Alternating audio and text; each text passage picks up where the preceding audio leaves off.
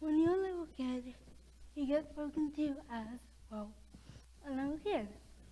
Hi, how are you today? And you're doing so great. Keep it up, they say. And when you grow up and become more aware of the world and your surroundings, you begin to be spoken to as a young adult. But what if you were spoken to as a little kid, even after you grew up?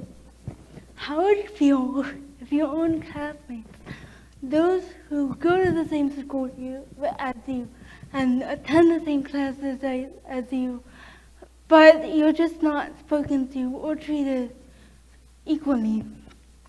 How would that make you feel? How would you truly feel if all your life you were left alone to prove yourself to others? Those are the questions and decisions that I had to make every single day of my life. And the decision to either speak up for myself and not let others talk to me or belittle me, or just say, you know what, it's okay, I'll put it off to tomorrow. It's okay, they might not even know what they're doing. And as a physically challenged individual here at PW, I experienced more diverse daily challenges each day that many of you might not experience yourself. For reference, at the age of 3 years old, I was diagnosed with rheumatoid hemiplegic cerebral palsy, which basically means that I am unable to walk as well as most of you. And I was diagnosed on the clear signs that I wasn't reaching the milestones that a typical baby would reach, such as sitting up, standing, walking, etc. And so I began to use a walker for balance and for everyday transport, and for longer distances, such as going to the mall or a park, I will use either a manual wheelchair or a motorized scooter. And on a safe and secure area, I am able to walk independently without support. And with a walker wheelchair, comes fixed stereotypes. The idea that these four wheels surrounding me must signify that I'm incapable of basic interaction. And what I mean by that is people will come up to me and just praise me for every good thing that I did. I mean, not good, but. And I began to notice this in around the age of 12 when I entered middle school.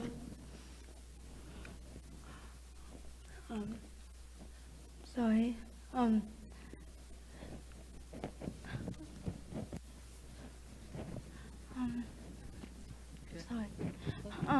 I began to realize this around 6th grade when I began to be more aware of how I was being treated.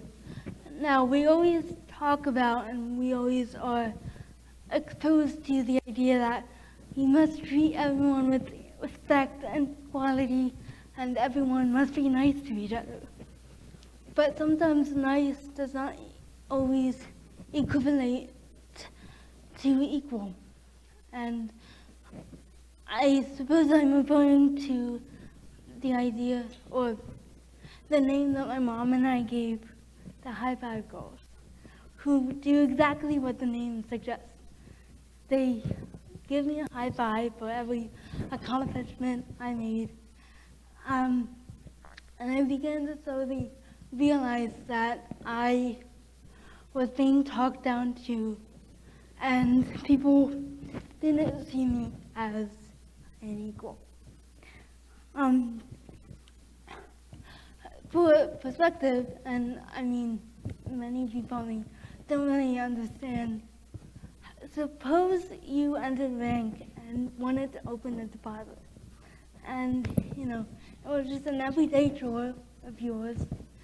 But once you got up to the little kiosk or person, you are greeted with, "Oh my gosh, you're opening an account? That's so great. Oh, you're such an inspiration. Great job." Those are the everyday types of reactions that I get for simply, answering a question right in class, or simply walking 5 feet across the room. And most times, these high five goals, it is pure kindness, and they mean no harm, and I know that. But what they don't realize is the toll that takes. All my life, I have tried to prove myself that I'm equal, and instead of simply telling them, "Hey, I'm okay, like I'm capable of basic interaction," I would push myself to get the highest grades, to be the top of my class, to do everything normally. Well, not normally, but do everything that everyone else was doing. I always wanted to be equal, and I never wanted to be seen as different. And it has taken me years to realize that it's not my job to tell people, to show myself to others. It's not my job to prove myself. Because granted, I've always been raised with the idea that I'm equal, I'm no different. I joined acting for 10 years until I quit a couple years ago. I would play soccer, and I never really got the message from others that I was different until that moment in 6th grade. And I guess I should have gotten the message when I was playing kickball one day in, I guess, 2nd grade, and my shoe fell off, and the aide had to put it back on for me. I guess that just flew over my head, I guess. I was never seen as an outsider until the 3rd grade, where I was first exposed to, "Hey, I'm different," when a fellow 3rd grader came up to me, and he was like, when we were playing kickball, I was ready to bat, or not bat, kick. I was ready just as I did every day, and he said, "You can't run." And I was like, "What do you mean? I can run. I've been running for the 4 years I've been here."